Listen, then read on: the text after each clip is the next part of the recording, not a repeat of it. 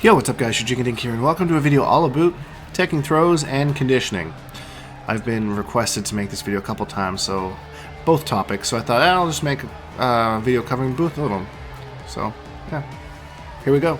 So I'm using Highborn Katana right now to kind of show you guys a little bit about conditioning, because she is a conditioning queen.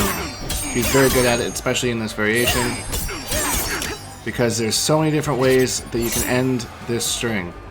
And you can condition them for a lot of different ways. So, for example, back two on its own, that you can just condition your opponent because they might be respecting the full string. So back two into that. Make sense? Pretty good stagger. So right now we're just kind of working on the stagger, which is fine. But so maybe you do this like twice. You do this, and then you go into the full string. You go into the full string. There you go. Now, again.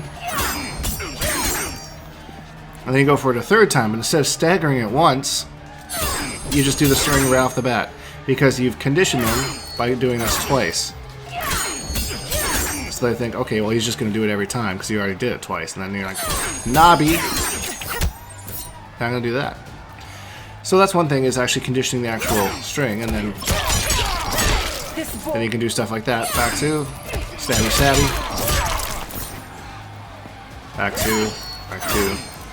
So just keeping it safe, you know, keeping the stagger safe. And then you can do the same thing at the end of the string, and that's why Katana is just so good in this variation, because you can do this. And then with that, which crushing blows, or it can crushing blow.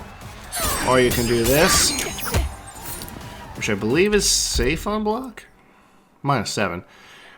Yeah, and it doesn't have any sort of gap in the middle there. So because that last hit you can, whoops, that's not what I wanted to do.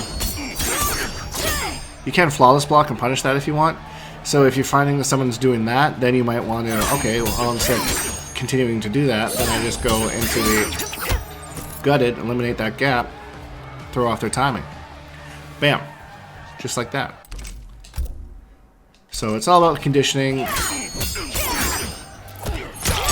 There you go. Now they're blocking, expecting you to do this, but then you just stop the string and throw them. You're just sitting there blocking.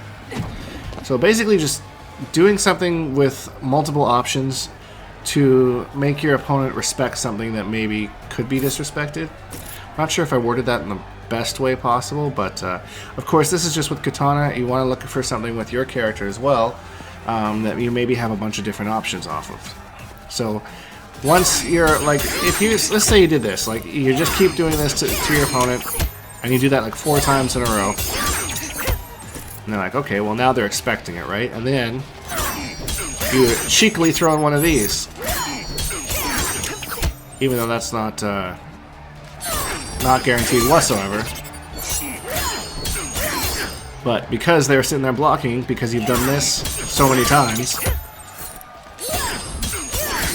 throw this one out. Oh, they're not ready. I didn't mean to throw that original one behind me. And then after that, you could just, because they're so used to the string, back to throw. So there's like 3 levels of conditioning on there, all in one shot. I hope you guys are kind of understanding what I'm putting out there. I'm trying to make it as easy as possible, but it is a little bit of a higher level strategy. So if you're confused about anything, comment down below and let me know. And if you're enjoying this video, please subscribe. Okay, I think that's a good example for conditioning. Let's talk about tech and throws. So teching throws are a little bit of reads, a little bit of reactions. You know, it's kind of half and half, I find. One of the easier ways to kind of read that the throw is coming is like depending on where you are on the screen. Like let's say we're over here. And I've been zoning out Sub-Zero like this whole time, like just throwing fans and just being obnoxious, throwing down one of these, and I'm, you know, backing away, keeping my distance, but I'm getting about here, and I'm running out of space to kind of zone, and I know I'm going to get myself in the corner. If I start to come towards you, it's pretty feasible that I might try and grab you and throw you that way so that I can continue to go back this way and keep zoning. So being aware of stage presence is a big thing, because throws are really good for positioning. Same thing as if you have me in the corner and you're, you know, you're bullying me or whatever, and oh, back throw. And of course it's going to be a back throw because you want to change that corner position. So, I mean, a forward throw still leaves you in the corner, it gets them off of them, but you still have this same position here. So you can kind of read a little bit what direction they're going to throw, which kind of help prepare you for which way to tech. And then it's just reacting to them actually doing the throws. One thing about Katana that makes her throw game so strong is because, like her back two, for example, and the string here, both put her right in throw range. So sometimes people will do moves and they'll leave them right back here and they have to do like a slight micro step into throw. That is your chance to react. If you see someone do that and then like slight micro walk in, that is your chance to react and tech it, or mash her down two if you want to try and get a crushing blow, something like that. I've killed stronger. So that's fun sign all the time. Micro walk, throw. And then again, just reading. It is kind of a guess, unfortunately, because it is, yeah, one way or the other. But using that stage positioning again can kind of give you an idea of which way to tech. So if your opponent's throwing a lot, you might find it a little bit easier to react to the throws than reading them, because they're just doing them all the time. Usually when I'm blocking, I usually just have my fingers set over those buttons anyways, just to kind of be ready.